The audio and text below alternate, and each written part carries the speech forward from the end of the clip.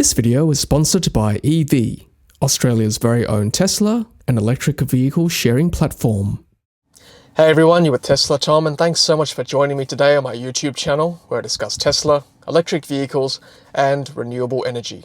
If this is your first time to my channel, then hello and welcome. Take a moment to hit that red subscribe button, that way you stay informed of any new content, and it also helps my channel to grow as well. Today we're going to go through the 10 things you must do when you take delivery of your new Tesla. We're going to do that right after this.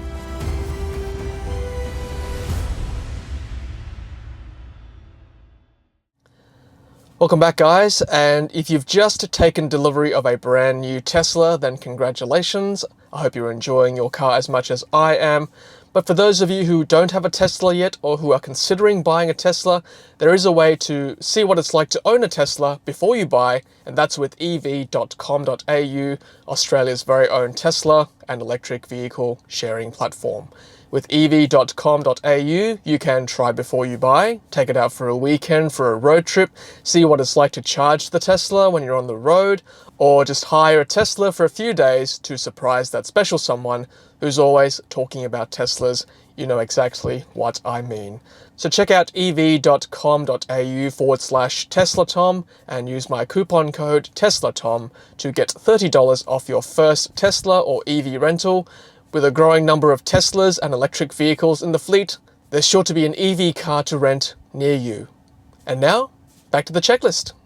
Okay, so at number 1, when you first take delivery of a brand new Tesla at the delivery center, you're all excited, you want to drive it out as fast as you can, but make sure you take the important step to check the paintwork and also the wheels as well to make sure there are no major defects. Because as soon as you drive that car out of the delivery center, it'll be much harder to prove that the defect was due to the delivery process rather than by your own doing. So make sure you check the paintwork and also the wheel rims before you drive out of that delivery center. Number 2, as soon as you drive out of the delivery center, if you can, take time to do a full inspection under good lighting.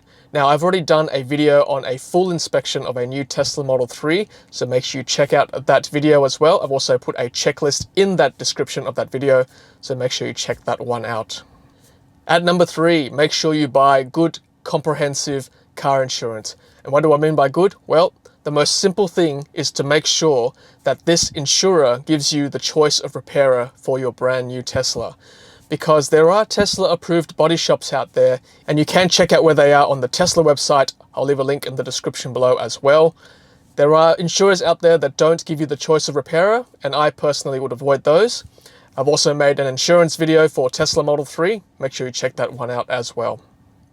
At number 4, with a brand new Tesla, I do recommend some sort of paint protection, and that's either with a PPF, paint protection film, or with ceramic coating. I've ceramic coated both our Tesla Model 3 as well as my Tesla Model S. We did that a few years after ownership, but certainly for my next Tesla, which hopefully will be a Tesla Model Y later this year, we will be ceramic coating that car as well. What's the difference between ceramic coating and paint protection film? Well, I'll be doing a video very shortly looking at the differences between PPF and ceramic coating versus doing nothing at all. So make sure you subscribe and stay tuned. I'll have that video out for you very soon. At number 5, make sure you set up Sentry mode and Dashcam. New Tesla Model 3s come with a USB stick in the glove box. You can easily format that drive in the car and set up Sentry mode and Dashcam as well. You can also view the footage from the Dashcam and Sentry mode in the car itself. I do, however, recommend getting a SSD or a solid state drive, and that will help prevent any loss of recording between files with an SSD. Currently, there are some good deals out there at the moment because prices are coming down. So certainly consider getting a solid state drive SSD for Sentry mode and Dashcam for your new Tesla. At number 6, consider getting some accessories. Now, I've made an accessories video for Tesla Model 3. I've broken them down into essentials versus fun. Some of the essential accessories include charging cables. I strongly recommend getting an EV charging bundle. That will include a Type 2 EV cable as well as a Type 1 to Type 2 converter, and that'll cover you for most third-party AC charging situations. Either keep that in your frunk or in the lower trunk compartment of your Tesla. And now all Tesla Model 3s come with floor mats. However, I do recommend getting a frunk and or trunk mat for your Tesla Model 3 to protect the upholstery in your car. At number 7, work out how you are going to charge your car at home. Now, the easiest way, of course, is to use the included universal mobile charging kit that comes with the car. Plug that straight into your power point at home. If you want to go a bit more fancy with a higher charging rate, then you can certainly get an electrician to install a wall charger for you. There are Tesla high-powered wall chargers available to purchase from the Tesla website. You can also get third-party chargers either from evee or JetCharge. I'll leave a link to those in the description below as well. You can also ask your electrician to install a 5-pin socket, and you can buy a 5-pin towel for the universal mobile charging kit. That's a nice value option if you don't want to buy a dedicated EV charger for your house. And it should give you a reasonable charging speed for your Tesla. Also, take a look at the charging options in the settings menu for your Tesla.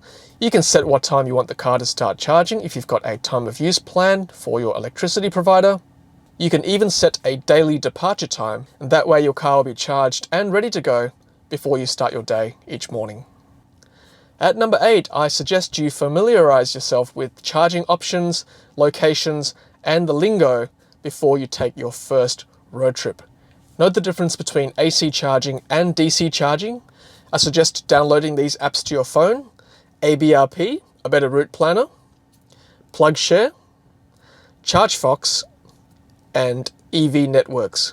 ABRP is, as the name suggests, it's a better route planner. It will help you decide the best route for your Tesla Model 3, taking into account where the various charging options are along your route. PlugShare is a nice app. It will tell you where the different chargers are in your local area. ChargeFox and EV Networks are two of the largest third-party DC charging networks in Australia. And of course, to find out where the Tesla superchargers are, take a look at your Tesla Nav app. Now, I do suggest going to your local AC charger, whether that be a shopping centre, to test out both a tethered and an untethered charger if you've got a cable ready, to make sure you know how to plug the car in, and also to start the charging from an app if required. And also, I do recommend going to your local Tesla supercharger and third-party charger like ChargeFox or EV to test out DC charging for yourself before your first road trip. At number 9, try out Autopilot. Find a nice stretch of highway or freeway around you and test out Autopilot. 2 taps down with the right stalk. Think of it as cruise control with really good lane keeping assist. And that way you won't freak out. It's actually not that hard to use if you keep your eyes on the road and hands on the wheel and pay attention. As I said, it's cruise control. It follows the car ahead of you, keeps to the speed really well, and auto steer or advanced lane keeping, it keeps to the center of your lane most times. So have a go, try it out. Of course, it takes practice to get really good at it, but it'll make driving long distances much easier for you. And finally, at number 10, join the Tesla Owners Club of Australia, a really handy resource that gives you member discounts and also regular events in your local area throughout the year.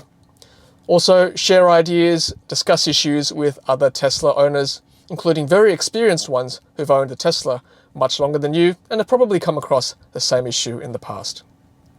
Alright guys, well of course there are plenty of other things you could do when you first take ownership of a Tesla, but these are what I feel are the top 10 things that every Tesla owner should consider when they first take delivery of a brand new Tesla in Australia.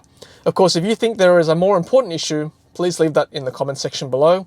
I'd love to hear from you, and of course, to share with other new Tesla owners as well. Alright guys, I hope you enjoyed that video. If you did, please give it a thumbs up. I'd really appreciate that. And of course, subscribe if you have not done so already yet. Stay safe everyone, and until the next video, happy charging.